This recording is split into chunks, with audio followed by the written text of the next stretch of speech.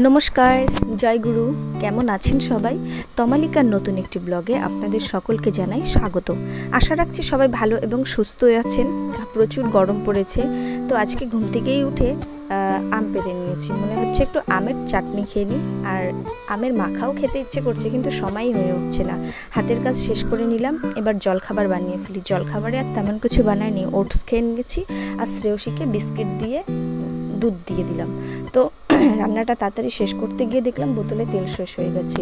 এই রান্নাঘরে একটা বিরক্তিকর ব্যাপার হচ্ছে, যখন দেখি রান্না করতে গিয়ে তেল নুল এটা ফুরিয়ে গেছে, আবার নতুন করে কাটার পরে ঢুকিয়ে নাও, এটা খুব বিরক্তিকর ব্যাপার লাগে। যাই হোক, কারো কাছে লাগে কিনা জানি না, কিন্তু আমার কাছে ভীষণ বিরক্তিকর ব্যাপার লাগে।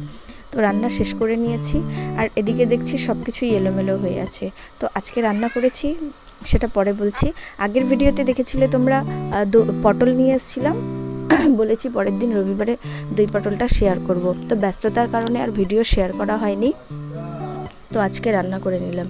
আর বাজার থেকে আনা হয়েছিল কিছু আম, সেই আমগুলোকে সাজিয়ে নিচ্ছি। আর বাকি তিনজনের জন্য 3টে আম আধ ঘন্টা ধরে জলে ভিজিয়ে রেখেছি।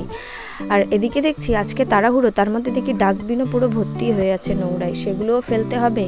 ইস, আর ঝামেলা আর শেষ হয় না। রান্নাঘর ছিল অগোছালো, রান্নাঘরটাকে আমি 1 মিনিটের মধ্যে পরিষ্কার করে নিচ্ছি। দেখতে পাচ্ছ রান্নাঘর ভীষণ অগোছালো, আর আমি রান্না করলে একটু এলোমেলো হয়, বাসনটা আমার প্রচুর পরিমাণে বেশিই লেগে যায়। তো চলো, রান্নাঘর সাফ করে নিয়েছি, একদম পরিষ্কার। এবার ফুলও তুলে নিয়েছি পুজোর, স্নান করে আসবো, স্নান করে এসে খেয়ে একদম বেরিয়ে যাব। তো চলো, স্নান হয়ে গেল, শ্রেয়সীকেও স্নান করিয়ে নিয়েছি, আমি একদম রেডি হয়ে নিয়েছি, জাস্ট খেয়ে বের হব। আজকে আমার ফিরতে অনেক দেরি হয়ে যাবে, 8টা বেজে যাবে রাত। আর শ্রেয়সীকে ওর ঠাম্মার কাছে রেখে যাব, ওর বাবাও থাকবে, খানিকক্ষণ বাদে চলে আসবে। অফিসেই যাই আর স্কুলেই যাই বা কোথাও বেড়াতেই যাই, আলতা পড়তে আমার ভীষণ ভালো লাগে।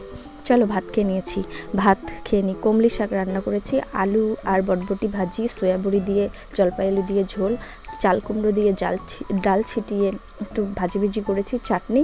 আর দই পটলটা আমি এখন খাচ্ছি না, ওটা আমি এসে খাবো, এখন এতটা টাইম নেই।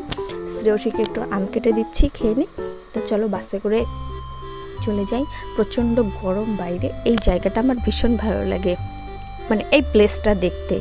আর জানলার পাশে আমি সিটও পেয়ে নিয়েছি। তো চলো, অফিসে কাজ করা যাক। অফিস থেকে আমি ঠিক 7 ঘন্টা পরে বের হব।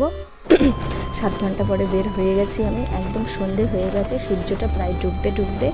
তো রাত হয়ে গেল, তো বাড়িতে যাচ্ছি। শ্রেয়সীটা ফোন করেছিল, ওর নাকি শরীরটা ভালো লাগছে না, বলছে তাড়াতাড়ি চলে আসো, বাট আজকে আমার অনেক দেরি হয়ে গেল। তো বাড়িতে ফিরে এলাম, বাইরে এত গরম, কি করে যে কাজ করা যায় খুব মুশকিল। আমাকে দেখেই একদম রেগে মেগে বিছানা থেকে নেমে গেল। তো ফ্রেশ হয়ে নিয়েছি। আজকের ভিডিওটি কেমন লাগলো একটা লাইক দিয়ে কমেন্ট করে জানাবেন। চ্যানেলে নতুন থাকলে চ্যানেলটি সাবস্ক্রাইব করে দিবেন, ফলো করে দিবেন। আর এই গরমে সবাই নিজের খেয়াল রাখবেন এবং সুস্থ থাকবেন।